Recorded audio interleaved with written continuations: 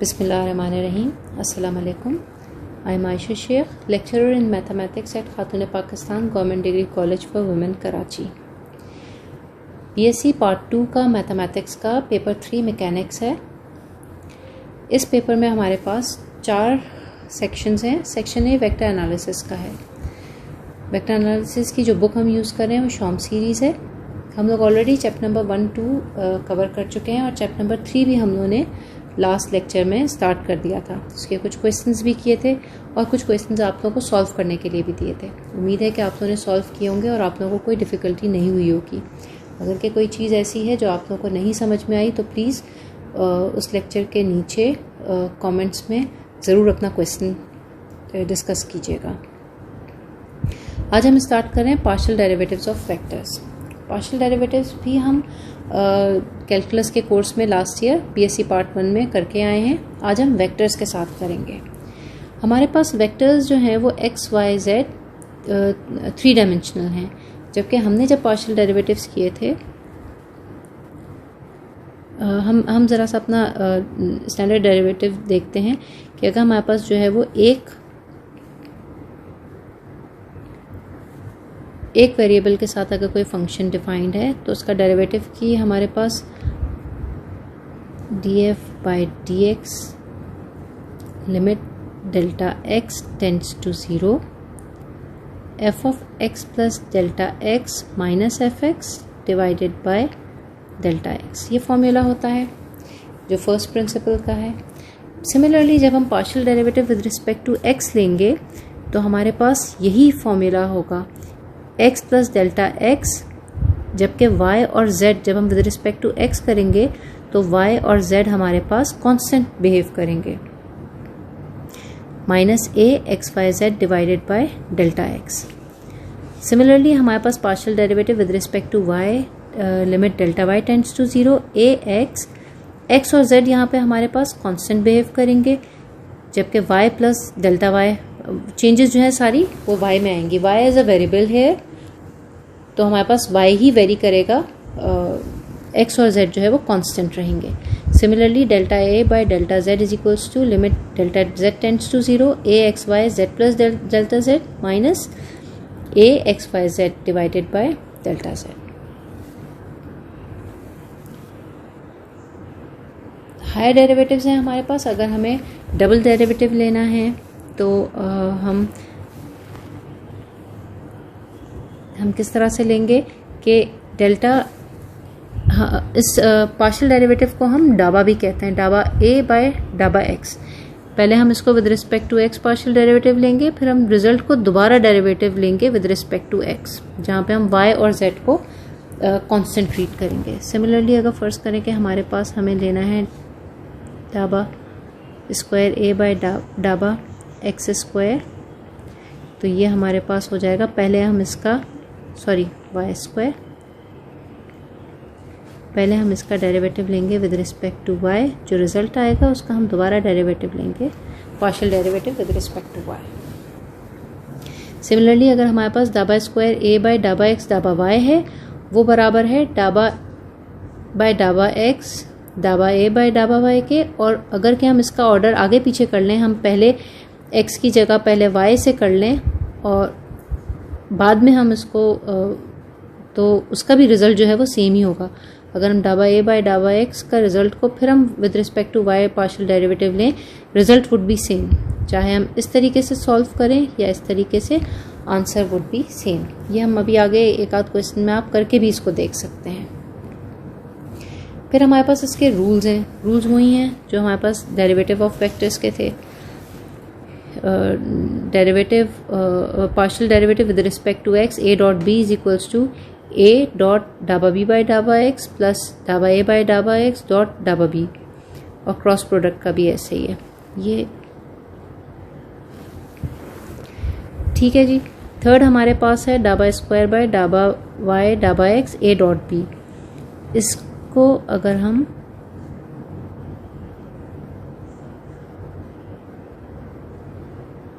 डाबा by डाबा x a dot b लेके solve करें और हम ये फॉर्मूला अप्लाई करें तो हमारे पास क्या हो जाएगा, डाबा बाय डाबा y और हमारे पास आ जाएगा a डॉट डाबा b बाय डाबा x प्लस डाबा a बाय डाबा x डॉट b। और अगेन जब हम इसको विद रिस्पेक्ट टू y इसका डेरिवेटिव लेंगे तो हमारे पास ये रिजल्ट आएगा। आप इसको खुद से भी करके देखिएगा। मैथ्स समझ में तभी आती है जब हम एक एक चीज़ को खुद सॉल्व करते हैं। हमारे क्लास में भी यही तरीक़ाकार होता है कि क्लास में लेक्चर्स आप लोग कॉपी करते हैं और फिर घर जाकर उसको फेयर करते हैं, तभी क्लियर होता है कि क्या जो टीचर ने एक्सप्लेन किया है वो हमको समझ में आया है या नहीं। यहाँ पे भी बिल्कुल ऐसा ही है कि आप इन सब चीज़ों को जो है वो खुद से करके देखेंगे। इन सारे फॉर्मूलाज को आप लोग खुद से लिख कर देखेंगे ताकि आप लोगों को क्लियर हो कि जो चीज़ समझाई गई है वो आपको समझ में आई भी है या नहीं। फिर हमारे पास वेक्टर ए का जो डेरिवेटिव है वो क्या होगा, डाबा ए बाय डाबा एक्स डी एक्स प्लस डाबा ए बाय डाबा वाई डी वाई प्लस डाबा ए बाय डाबा जेड डी जेड। कुछ क्वेश्चंस करते हैं।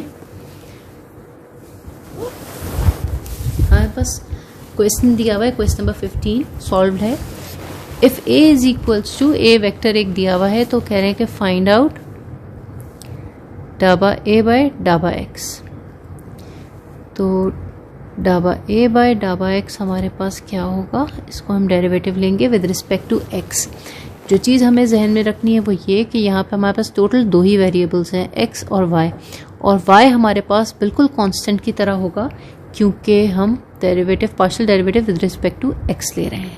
तो हमारे पास क्या हो जाएगा, 2x square 4x, y as it is रहेगा minus 4x cube i plus, अच्छा जी हमारे पास e ऑफ x का डेरिवेटिव ex ही होता था, और अगर हमारे पास फॉर एग्जांपल 3x लिखा हो तो उसका डेरिवेटिव 3e 3x होता था। बिल्कुल ऐसी ज़रा देखें, y हमारे पास है कांस्टेंट, तो हमारे पास ex y का डेरिवेटिव क्या हो जाएगा, y ex minus y constant है, साइन का डेरिवेटिव होगा cos of x j plus 2x cos of y k। अब वो कह रहे हैं कि इसका सेकंड पार्शियल डेरिवेटिव भी निकालें, मतलब वो कह रहे हैं डाबा स्क्वायर a बाय डाबा एक्स स्क्वायर। इसका मतलब हुआ कि डाबा बाय डाबा एक्स, डाबा a बाय डाबा एक्स हमें निकालना है। डाबा a बाय डाबा एक्स का एक दफ़ा और partial derivative with respect to x लेना है। इसका मतलब ये कि हमें इस पूरे का एक दफ़ा और डेरिवेटिव लेना है, partial derivative with respect to x। तो ये हमारे पास हो जाएगा 4y माइनस 12x स्क्वायर आई, ये हमारे पास हो जाएगा plus y square ex y plus y sine x j component plus 2 cos of y k component. अच्छा जी, आपको ये करना है कि डाबा a बाय डाबा y और डाबा स्क्वायर a बाय डाबा y स्क्वायर ये आपको सॉल्व करना है। एक हम इसका क्वेश्चन और देखेंगे। क्वेश्चन नंबर 16 हमारे पास है फाई एक्स वाई जेड, एक स्केलर क्वांटिटी है 3 डायमेंशनल, और हमारे पास एक वेक्टर है a। क्वेश्चन ये है कि हमारे पास डाबा क्यू बाय डाबा एक्स स्क्वायर डाबा जेड फाइंड करना है फाई और a का। तो जो फर्स्ट चीज़ हमें रिक्वायर्ड है यहाँ पे वो फाई a है। अगर हम यहाँ पहले फाई a निकाल लें तो फाई a हमारे पास क्या होगा, फाई i कंपोनेंट से भी मल्टीप्लाई होगा, फाई j कंपोनेंट से भी मल्टीप्लाई होगा और फाई k कंपोनेंट से भी मल्टीप्लाई होगा। तो हमारे पास हो जाएगा x square y square z square i component minus x square y 4 z j component plus x y cube z cube k component. हम इसका डेरिवेटिव इस तरह लेंगे कि पहले हम विद रिस्पेक्ट टू z ले लेते हैं, partial derivative of phi and vector a with respect to z। तो हमारे पास क्या हो जाएगा, दिस इज इक्वल्स टू डाबा स्क्वायर बाय डाबा एक्स स्क्वायर। इसमें हमारे पास विद रिस्पेक्ट टू z ले रहे हैं तो x और y हमारे पास एज कांस्टेंट बिहेव करेगा, तो हमारे पास हो जाएगा 2x square y square z i component minus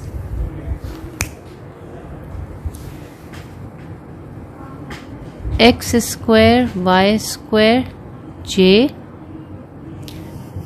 plus 3xy cube z square के।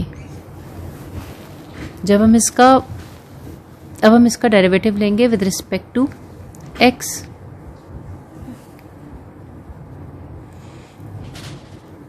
तो हमारे पास हो जाएगा, अब y और z हमारे पास एज कांस्टेंट बिहेव करेंगे, तो हमारे पास हो जाएगा 4x y square z i minus 2x y square J plus 3y cube z square के।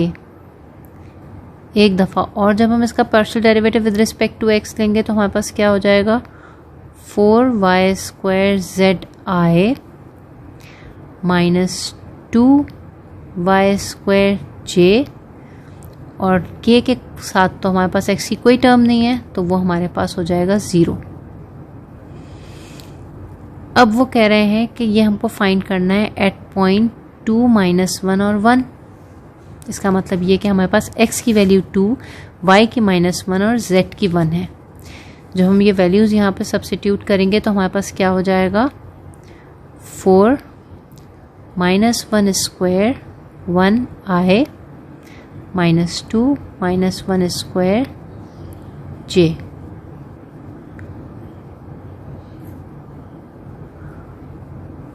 तो हमारे पास हो जाएगा this is equals to 4i plus 2j। Next topic हमारे पास है differential geometry. Differential geometry study है स्पेस कर्व्स और सरफेसेस की। सबसे पहले हमारे पास tangent. Tangent is a line on a curve that touches the curve at one point only। मतलब अगर हमारे पास ये कर्व है तो इस पे जो लाइन टच कर रही है सिर्फ एक पॉइंट पे, वो हमारे पास टेंजेंट है। इनफैक्ट एक कर्व पे हर पॉइंट से जो है वो एक लाइन गुजर रही है, हर पॉइंट से जो है वो एक टेंजेंट गुजर रहा है जो सिर्फ एक ही पॉइंट से गुजर रहा है। और अगर गौर करें तो वो हमको उस कर्व की डायरेक्शन बता रहा है कि कर्व जो है वो किस डायरेक्शन में जा रहा है। जो हमारे पास टेंजेंट वेक्टर है वो बेसिकली कर्व की डायरेक्शन हमको बता रहा है। इसका मतलब अगर हमारे पास एक कर्व है, ये उसका पोजीशन वेक्टर है, और पोजीशन वेक्टर का डेरिवेटिव हम लोगों ने लास्ट लेक्चर में किया था कि उसका डेरिवेटिव वेलोसिटी के बराबर था। बेसिकली वो जो डेरिवेटिव हमारे पास आ रहा है वो हमारे पास उसका टेंजेंट वेक्टर है। तो हमारे पास यूनिट टेंजेंट वेक्टर क्या हो गया, हमें ये पता है कि यूनिट वेक्टर बराबर होता है vector a divided by its magnitude. तो अगर हमारे पास जो है हम यूनिट टेंजेंट वेक्टर निकालना चाहें तो यूनिट टेंजेंट वेक्टर हमारे पास किसके बराबर होगा, derivative divided by its magnitude. और इस पोजीशन वेक्टर का मैग्नीट्यूड हमारे पास आर्क लेंथ होता है। तो ये हमारे पास बेसिकली किसके बराबर हो जाएगा, dr by dt divided by ds by dt के। और चेन रूल के तहत हम इसको इस तरह से लिख सकते हैं, unit tangent vector is equals to dr by ds।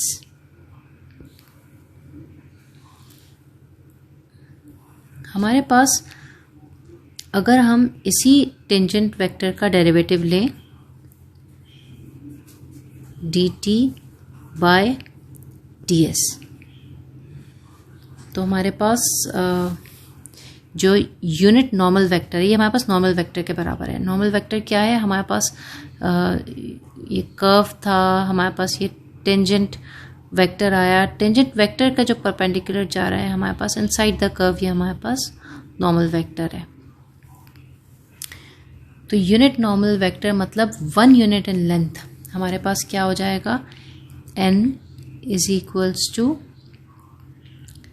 dt by ds divided by its magnitude dt by ds। ये dt बाय ds जो है ये कर्वेचर है, it's not a vector, it's a scalar. हम इसको इस तरह से भी लिख सकते हैं कि dt by ds is equals to curvature n, cross multiply कर लें, ये कर्वेचर हमारे पास जो है,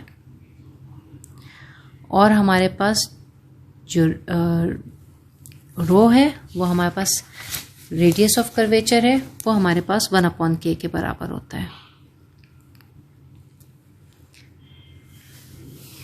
एक चीज़ हमारे पास और है यहाँ पे, टॉर्शन।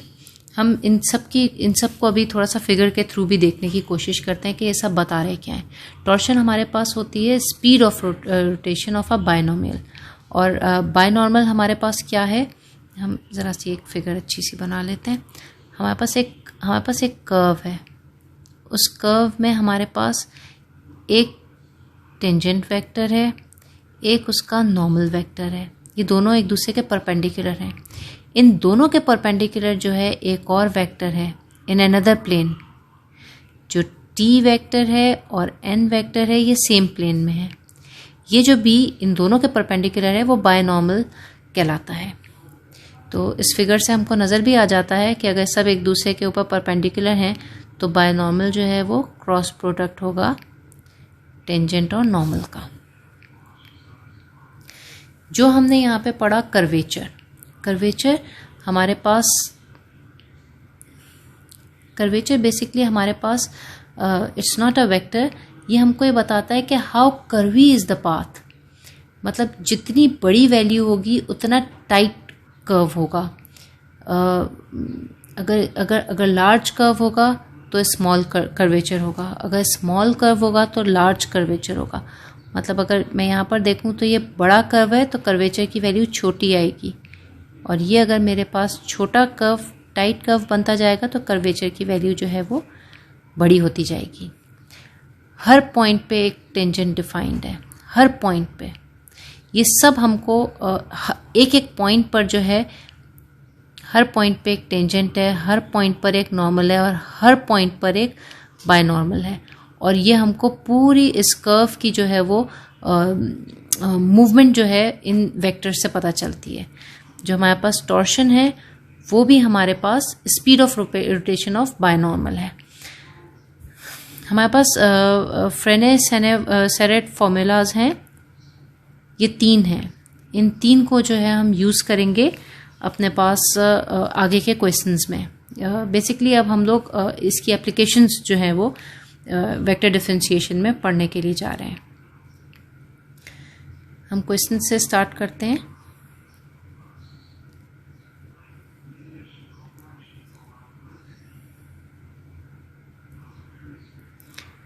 हमारे पास क्वेश्चन है, if x is equals to 3 cos t, y is equals to 3 sin t and z is equals to 4t, find the unit tangent t। हमें unit tangent t find out करना है। हमको ये पता है कि यूनिट टेंजेंट t हमारे पास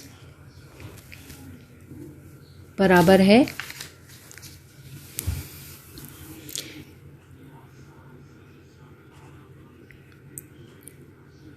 dr over ds के।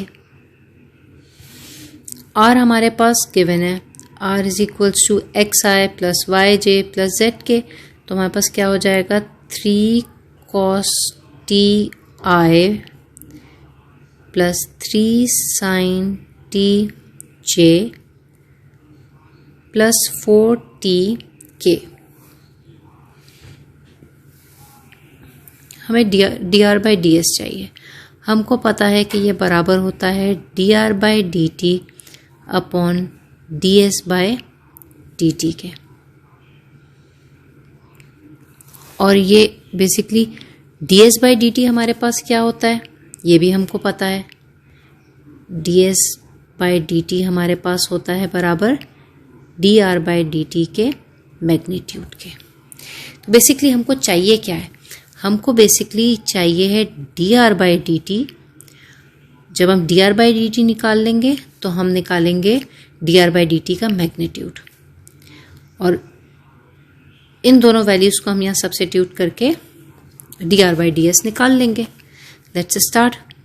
ये हमारे पास अगर इक्वेशन नंबर 1 है तो हम इसका डेरिवेटिव लेंगे विद रिस्पेक्ट टू टी। तो हमारे पास हो जाएगा d r by d t is equals to -3 sin t i plus 3 cos t j plus 4 k. और हमारे पास इसका मैग्नीट्यूड यानी d s by d t बराबर हो जाएगा अंडर द रूट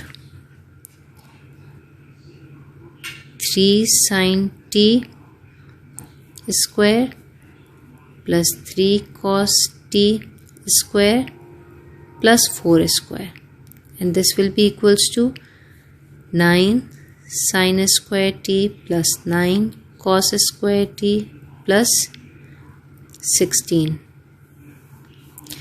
ये 9 अगर कॉमन ले लें तो sin square t plus cos square t equals to 1 हो जाएगा। So this will be equals to 9 plus 16 is equals to 25 is equals to 5। So basically t हमारे पास किसके बराबर हो गया, D r by d s, D r by d T over D s by d T. तो हमारे पास t बराबर हो गया t इज इक्वल्स टू 1/5। हम इसको हम बस t बराबर हो गया -3/5 sin t i plus 3/5 cos t j plus 4/5 k. इसका सेकेंड हमारे पास इसका पी पार्ट है the principal normal curvature and radius of curvature. हमको ये पता है कि डी टी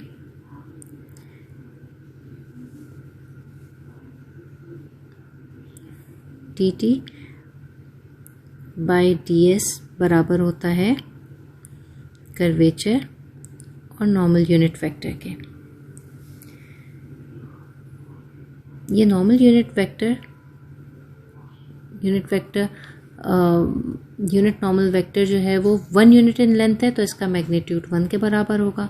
अगर हम दोनों तरफ मैग्नीट्यूड ले लें तो ये हमारे पास किसके बराबर हो जाएगा, ये यूनिट नॉर्मल वेक्टर 1 के बराबर हो जाएगा। तो इसका मतलब ये कि कर्वेचर हमारे पास किसके बराबर हो जाएगा, d t by d s के मैग्नीट्यूड के। और ये d t by d S जो है ये किसके बराबर होगा, ये जो D t by d S है ये हमारे पास बराबर है d t by d t divided by d s by d t. और बच्चों ये D s by d T हम लोगों ने अभी पहले कैलकुलेट किया है, वो किसके बराबर है, d s by d t is equals to d r by d t के मैग्नीट्यूड के। ये वेक्टर है हमारे पास, ये वेक्टर है हमारे पास, ये वेक्टर है हमारे पास, this is also a vector and this is also a vector. ठीक है, तो हमारे पास बेसिकली हमको क्या चाहिए, कर्वेचर हम कैसे निकाल सकते हैं, magnitude of D t by d S से। और d t by d S निकालने के लिए हमको क्या चाहिए है, d t by d S निकालने के लिए हमको D t by d T चाहिए, और d s by d t हमारे पास ऑलरेडी मौजूद है। हम इसको सॉल्व करते हैं। जो चीज़ें हम ऑलरेडी निकाल चुके हैं उनमें से एक हमारे पास है t, और t हमारे पास बराबर है -3/5 sin ti plus 3/5 cos tj plus 4/5 k, और हमने निकाला है ds by d T. ds by d t हमारे पास बराबर था 5 के।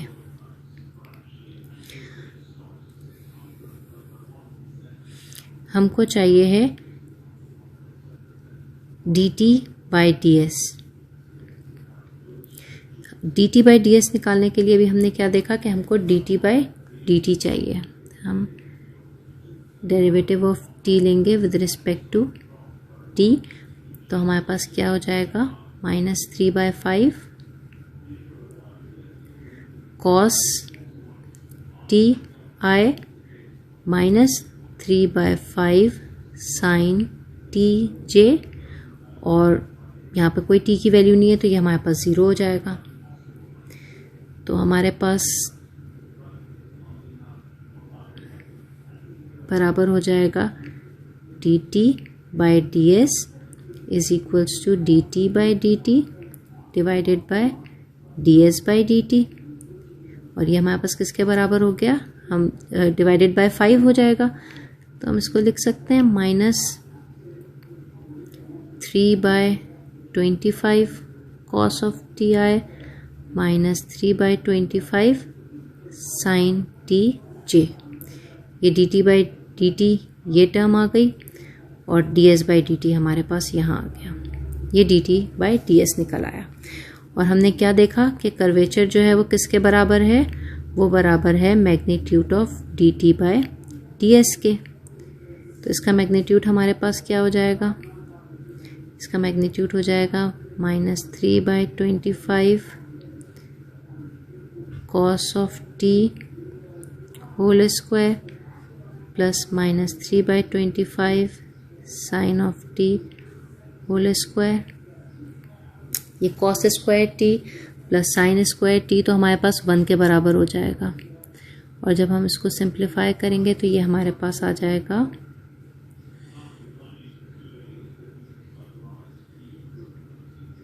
3/25 के। ऑटोमेटिकली हमारे पास रेडियस ऑफ कर्वेचर जो है वो 1/kappa के बराबर होता है, तो ये हमारे पास आ गया 25/3 के। अब जी हमारे पास रह गया नॉर्मल वेक्टर। हमने कर्वेचर निकाल लिया, हम लोगों ने रेडियस ऑफ कर्वेचर निकाल लिया। अब हमारे पास जो है ये प्रिंसिपल नॉर्मल बाकी है, इसको निकालते हैं।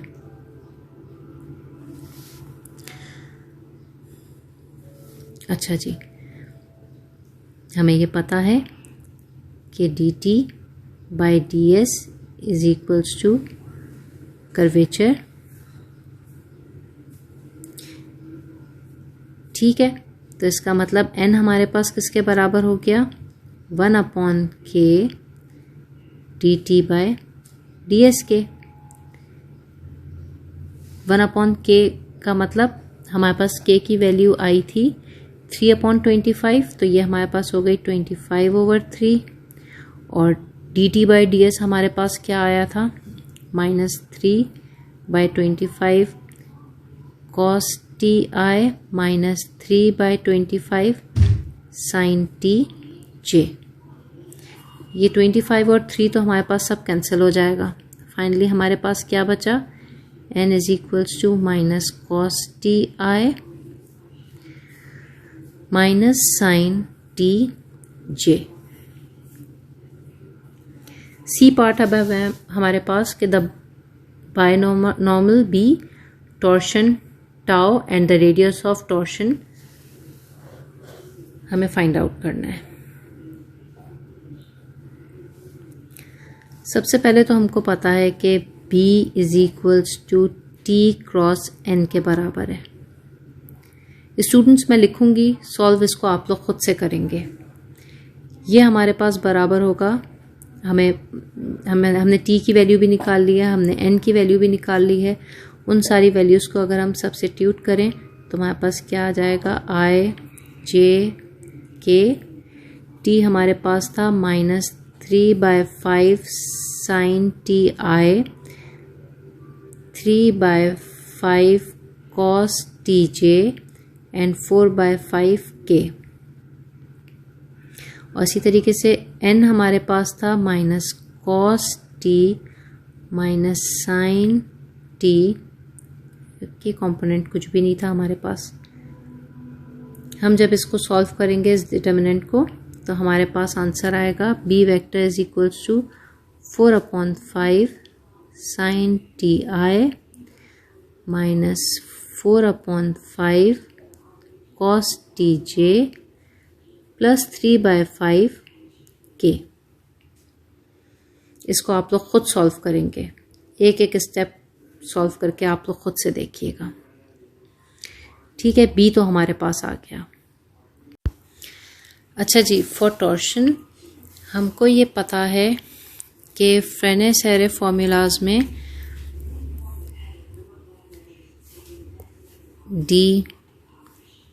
dB/ds is equals to minus tau n के बराबर है। B भी हमारे पास है। अब ये dB/ds हम कैसे निकालेंगे?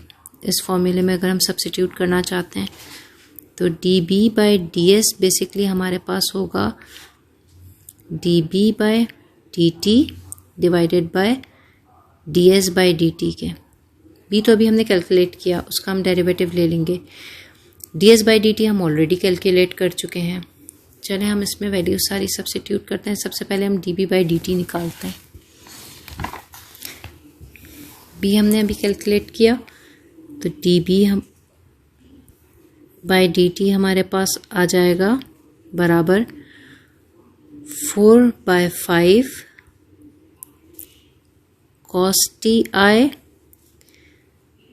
प्लस 4/5 sin TJ और 3/5 के कांस्टेंट टर्म है तो ये हमारे पास 0 के बराबर हो जाएगा इसका derivative.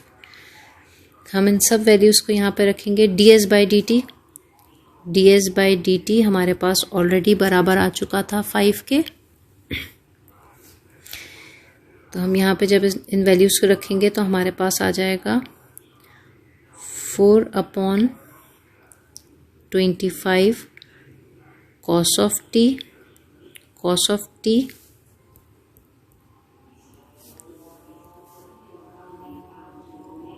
I plus 4/25 sin of t j।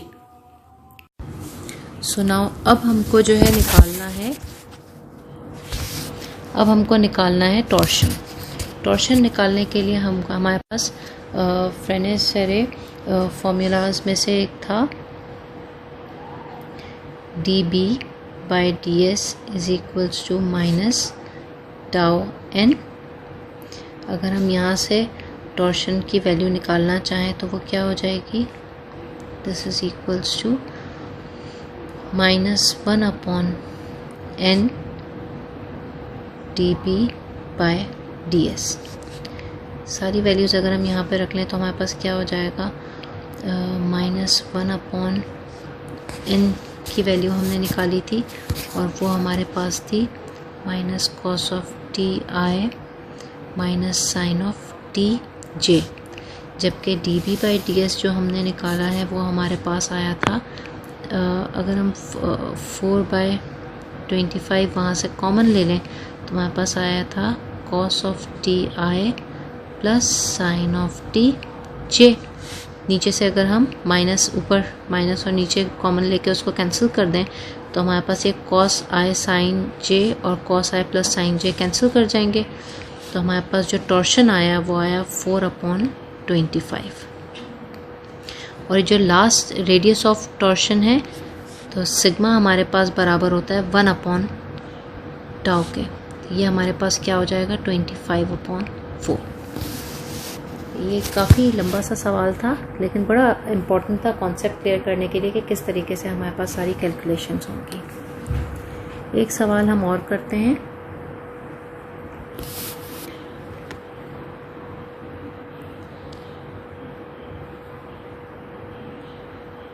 Prove that row हमको दिया हुआ है, हमें पता है रो कर्वेचर को कहते हैं।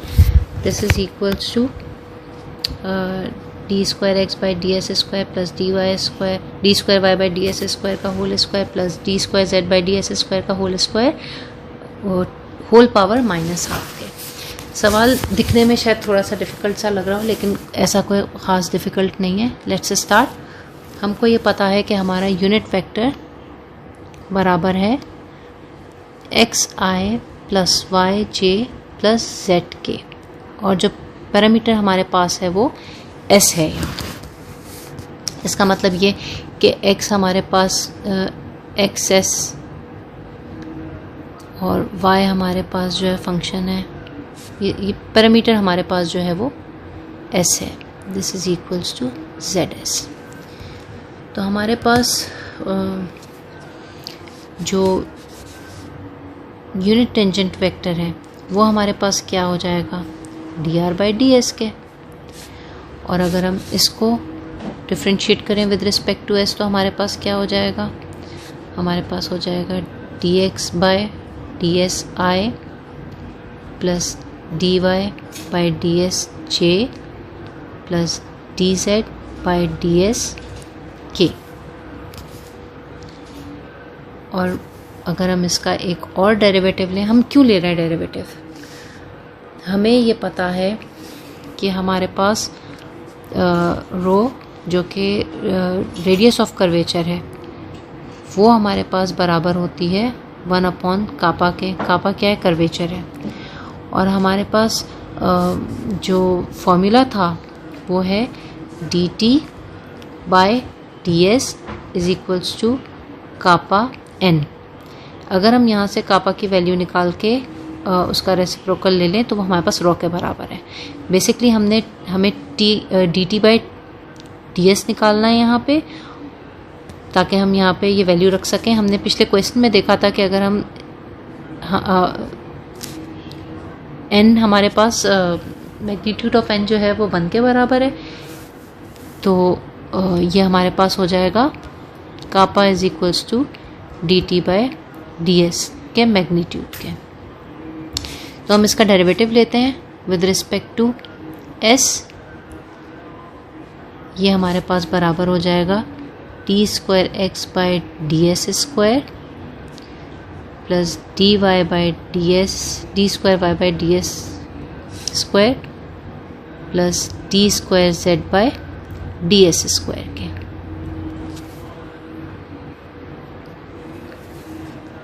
हम अगर इसका लेना चाहें मैग्नीट्यूड तो वो हमारे पास किसके बराबर हो जाएगा, d square x by d s square plus d square y by d s square का whole square plus d square z by d s square का whole square under the root. तो ये हमारे पास किसके बराबर आ गया, ये हमारे पास कापा के बराबर आ गया। और कापा 1/कापा जो है वो रो के बराबर है तो रो हमारे पास किसके बराबर आ गई, इसके रेसिप्रोकल के। तो क्या हो जाएगा d square x by d s square का whole square d s square का whole square plus d square z by d s square का होल स्क्वायर होल पावर -12। और यही हमको प्रूव करना था। क्वेश्चन नंबर 21 करते हैं। Show that d r by d s dot d square r by d s square cross d cube r by d s cube equals to tau by rho square. इसको solve करने के लिए हम लोग d r by d s को अलहदा solve करते हैं, d square r by d s square को अलहदा और d cube r by d s cube को अलहदा। तीनों को सॉल्व करके हम यहाँ पे लाकर उसको dot and cross product accordingly कर लेते हैं। हम जानते हैं कि d r by d s is equals to unit tangent vector t, और इसी का अगर हम डेरिवेटिव लें तो d square r by d s square is equals to हमारे पास हो जाएगा d t by d s, और d t by d s अभी हमने देखा किसके बराबर होता है, ये हमारे पास बराबर होता है कापा एन के। और अगर हम इसी का थर्ड डेरिवेटिव लें d cube r by d s cube, तो हमारे पास हम किस तरह से इसको सॉल्व करेंगे,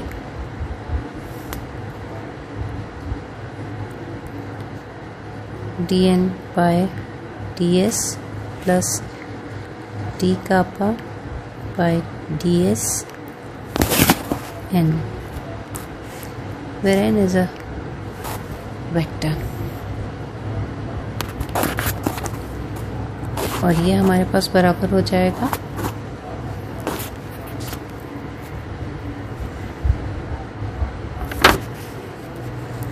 हम जानते हैं कि d n by d s हमारे पास बराबर होता है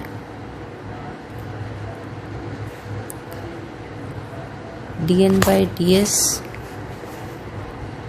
हमारे पास बराबर होता है tau b minus kappa t, तो हमारे पास ये बराबर हो जाएगा k tau b minus kappa t plus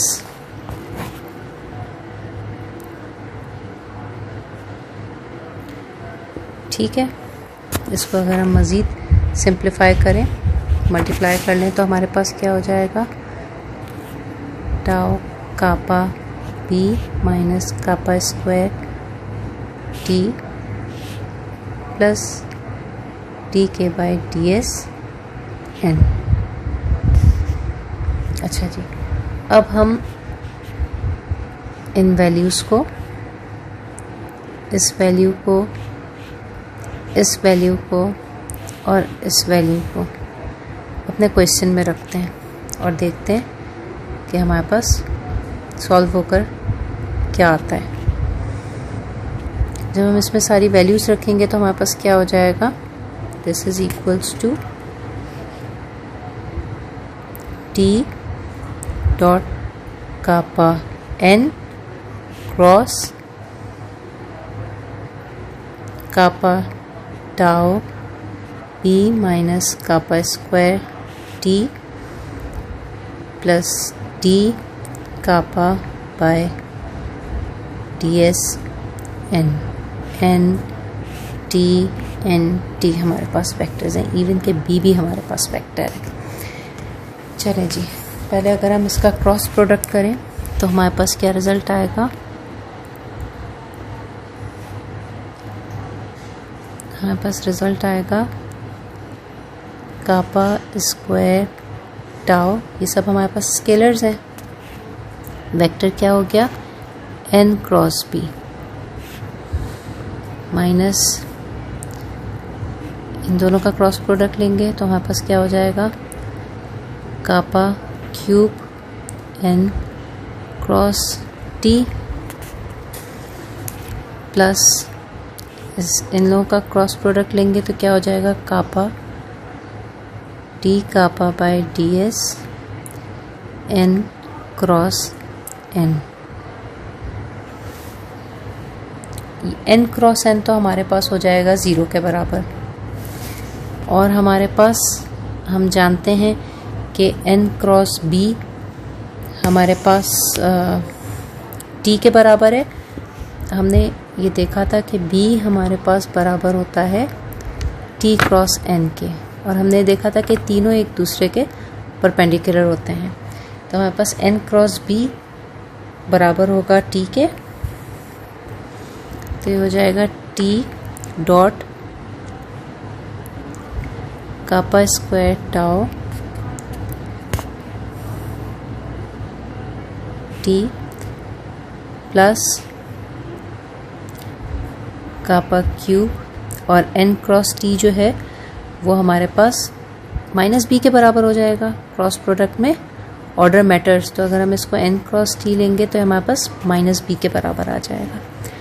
तो हम इसको लेंगे b, और ये हमारे पास किसके बराबर हो जाएगा। नाउ t डॉट t तो हमारे पास 1 के बराबर हो जाएगा, लेकिन ये जो t डॉट b है हमारे पास परपेंडिकुलर है एक दूसरे के। परपेंडिकुलर होने की वजह से उसका डॉट प्रोडक्ट 0 हो जाएगा। तो हमारे पास क्या बचेगा, सिर्फ बचेगा कापा स्क्वायर टाउ के। और ये जो कापा है ये हमारे पास क्या है, ये हमारे पास कर्वेचर है, और रो जो है वो हमारे पास रेडियस ऑफ कर्वेचर है, और हमको पता है कि radius of curvature is equals to 1 upon curvature. तो ये हमारे पास हो जाएगा टाउ अपॉन रो के बराबर, रो स्क्वायर। और यही हमको प्रूव करना था। एक क्वेश्चन हम और देखते हैं। Question number 22, given the space curve x equals to t, y equals to t square, z equals to 2/3 t cube, find a the curvature and b the torsion।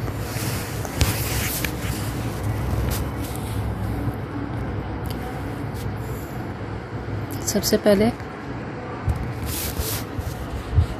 हमारे पास पोजीशन वेक्टर क्या होगा, इस तरह से देखें। सबसे पहले प्लान करें क्वेश्चन, कैसे हम प्लान कैसे करेंगे। हमको चाहिए कर्वेचर। कर्वेचर हमारे पास क्या फॉर्मूला है, हमारे पास कर्वेचर का फॉर्मूला है हमारे पास dt by ds is equals to curvature and unit normal vector. और हमने क्या किया था, अगर हम इसका मैग्नीट्यूड ले लेते हैं तो यूनिट नॉर्मल वेक्टर का मैग्नीट्यूड 1 के बराबर होता है। तो हमारे पास जो है वो कर्वेचर बराबर आ जाता है dt बाय ds के मैग्नीट्यूड के बराबर। अब हमको चाहिए जी dt by ds। dt by ds निकालने के लिए हम क्या करेंगे, dt बाय ds निकालने के लिए हमें निकालना होगा dt बाय dt। क्यों, क्योंकि हमारे पास सब कुछ जो है इन फॉर्म ऑफ, जो हमारे पास पैरामीटर है वो t है, whole divided by ds by dt, chain rule. अब हमारे पास क्या है क्या नहीं है, हमारे पास ds by dt by ds निकालने के लिए जो चाहिए है वो dt बाय dt चाहिए है और ds बाय dt चाहिए। तो इसका मतलब सबसे पहले हमको जो है वो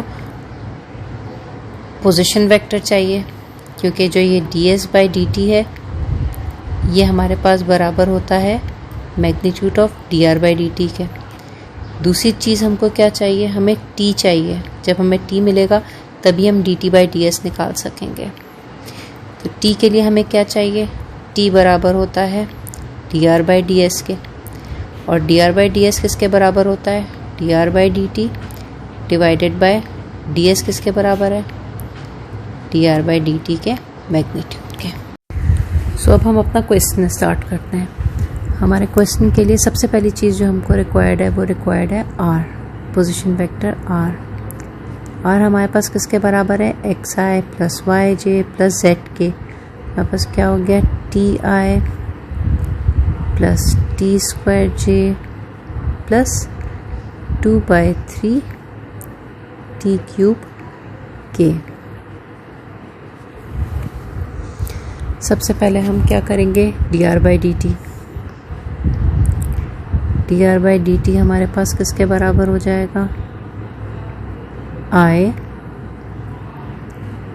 प्लस 2t जे प्लस 2t स्क्वायर के।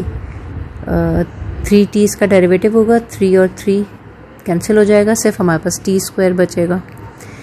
ठीक है जी, अब हमको क्या चाहिए, अब हमको चाहिए ds/dt, और ds/dt क्या है, ds/dt is the magnitude of dr/dt, and this will be equals to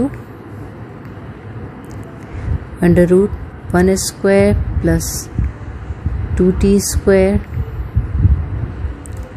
plus 2t square whole square, and this is equals to 1 plus 4t square plus 4t4, जो कि हमारे पास होल स्क्वायर का formula बनता है 1 plus 2t square का whole square, और ds/dt हमारे पास किसके बराबर आ गया, ये स्क्वायर और ये रूट कैंसिल हो जाएंगे। हमारे पास कौन सी दो वैल्यूज़ आ गई, हमारे पास आ गया dr/dt और हमारे पास आ गया ds/dt। नेक्स्ट स्टेप हमारे पास है t, so t is equals to dr/ds, this is equals to dr/dt divided by dr/dt का magnitude, and this is equals to 1 plus 2tj, sorry I है I plus 2tj plus 2t square k divided by 1 plus 2t square. Now dt by dt is equals to, इसका हमें derivative लेना है। कैसे लेंगे derivative, u upon v के फॉर्मूले से। क्या हो जाएगा 1 plus 2t square, derivative of the numerator वो किसके बराबर हो जाएगा, i का डेरिवेटिव तो हमारे पास 0 हो जाएगा, 2j plus 4tk minus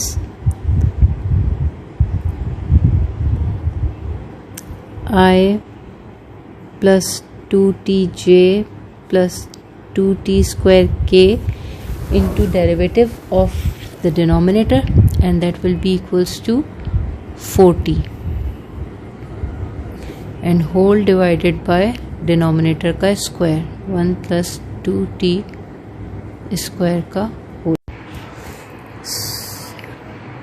So dt by dt is equals to 2j plus 4tk plus 4t square j plus 8t cube k minus 4ti plus again a minus 8t square j minus 8t cube k and whole divided by, जगह की कमी की वजह से मुझे इसको 2 lines में लिखना पड़ा है, this is a single step, whole divided by 1 plus 2t square का होल स्क्वायर। यहाँ से हम देखते हैं हमारे पास ये टर्म ख़त्म हो जाती है और हमारे पास क्या रह जाता है, we are left with i की टर्म है -4 ti, j की टर्म्स हमारे पास हैं, ये हमारे पास सॉल्व हो जाएगी, 2j plus 2j minus 4t square j, दोनों j की टर्म्स हैं, और k की टर्म हमारे पास बचेगी +4tk whole divided by 1 plus 2t square whole square. हम इसको और सिंप्लीफाइड फॉर्म में इस तरह से लिख सकते हैं, i plus 2 minus 4t square J plus 4tk whole divided by 1 plus 2t square का होल स्क्वायर। और अब अगर हमें चाहिए है, आई होप कि इसी जगह में हम निकाल सकें dt by ds. So this will be equals to dt by dt divided by ds by dt, जो हम पहले निकाल चुके हैं ds by dt। वैल्यू रख लेते हैं, minus 4ti plus 2 minus 4t square J plus 4tk whole divided by 1 plus 2t square का होल स्क्वायर। और ds बाई dt हमारे पास क्या था, 1 प्लस 2t स्क्वायर। सो ये हमारे पास क्यूब के बराबर हो जाएगा dt by ds। Next step में देखते हैं, हमारे पास dt बाई ds बराबर हो गया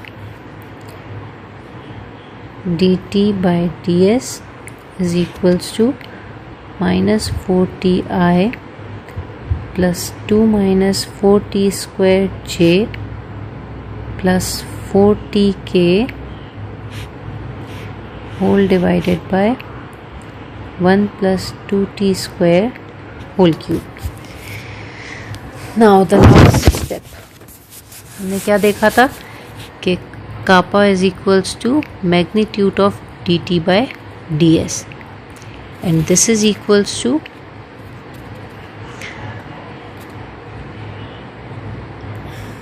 हमारे पास हो जाएगा बराबर ये 1/1 प्लस 2t स्क्वायर का होल क्यूब बाहर ले लेते हैं, minus 4t square plus 2 minus 4t square का whole square plus 4t whole square.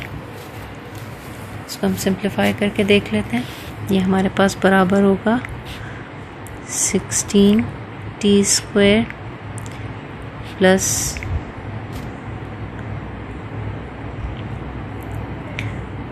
4 minus 16t square plus 16t4 plus 16t square. हमारे पास ये t स्क्वायर और ये t स्क्वायर तो कैंसिल हो गया, डिनोमिनेटर में हमारे पास 1 प्लस 2t स्क्वायर का क्यूब। इसको मज़ीद सिंप्लीफाई करें, हमारे पास क्या है, हमारे पास 4 है, 16, इसमें से अगर हम कॉमन ले लें 4 को तो हमारे पास बचेगा, और ये सब रूट के साथ है, 4 को कॉमन ले लें तो हमारे पास बचेगा 1 प्लस 4t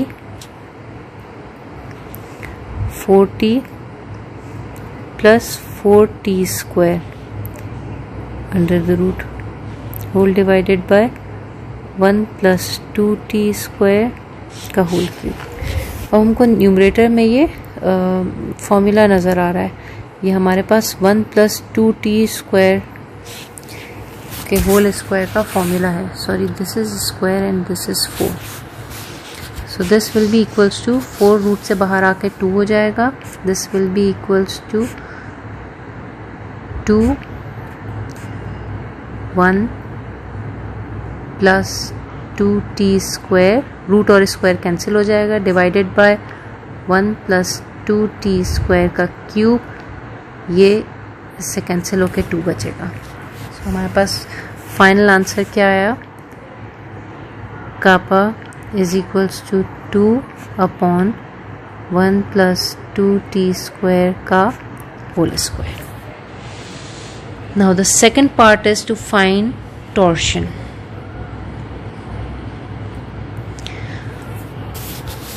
फिर से ज़रा हम देखें टॉर्शन निकालने के लिए हमें क्या करना पड़ेगा। टॉर्शन निकालने के लिए हमारे पास जो फॉर्मूला है वो है dB by ds is equals to minus torsion and the unit normal vector.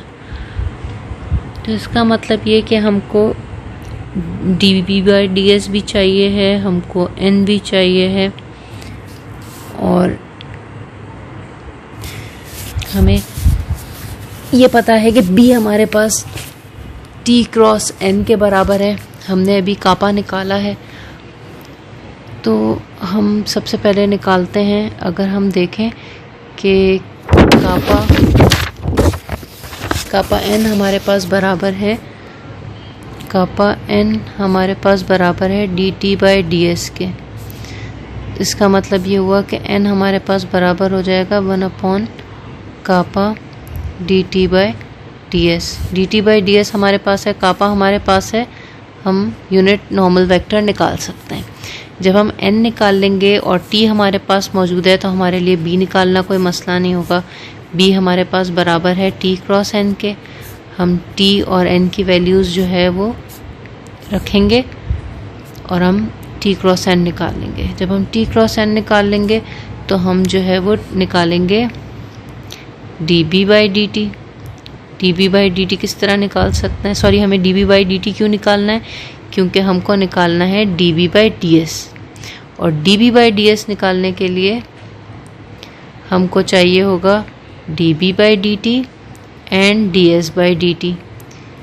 ds/dt हम ऑलरेडी निकाल चुके हैं, db/dt हम यहाँ से निकालेंगे। जब हमारे पास db/ds आ जाएगा, हमारे पास नॉर्मल निकल के आ जाएगा, यूनिट नॉर्मल वेक्टर, हम वो सारी वैल्यूज़ यहाँ पे रखेंगे तो हमारे पास टॉर्शन टाउ भी आ जाएगा। स्टूडेंट्स, ये क्वेश्चन आप करके देखिएगा। नहीं सॉल्व हुआ तो हम कोशिश करेंगे कि अपने नेक्स्ट लेक्चर में इसको सॉल्व करें, नहीं तो आप प्लीज़ कोशिश कीजिएगा इस क्वेश्चन को ख़ुद से सॉल्व करने के लिए। ये कुछ क्वेश्चंस हैं जो आप लोगों के प्रैक्टिस के लिए हैं। क्वेश्चन नंबर 15 to 26 सॉल्व में ज़रूर देखिएगा, और सप्लीमेंट्री में 43 से लेके 49 तक। चैप्टर नंबर 3 हमारा यहाँ ख़त्म होता है। आप लोग चैप्टर नंबर 1, 2, 3 अच्छे से प्रैक्टिस कीजिए। नेक्स्ट जो हमारा चैप्टर स्टार्ट हो रहा है वो है वेक्टर इंटीग्रेशन। डिफरेंट जो नेक्स्ट हम चैप्टर स्टार्ट करेंगे वो ग्रेडियंट, डाइवर्जेंस और कर्ल का है।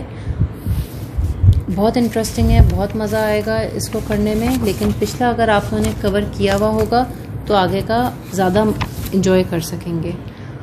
आपसे उम्मीद रखते हैं कि चैप्टर नंबर 1, 2 और 3 के क्वेश्चंस आप अच्छे से सॉल्व करेंगे। कोई चीज़ नहीं समझ में आती है लेक्चर के नीचे बिल्कुल उसको कमेंट्स में लिखिए, और उसको हम उन क्वेश्चंस को नेक्स्ट लेक्चर में कवर करने की कोशिश करेंगे। ऑल द बेस्ट स्टूडेंट्स, अल्लाह हाफिज़।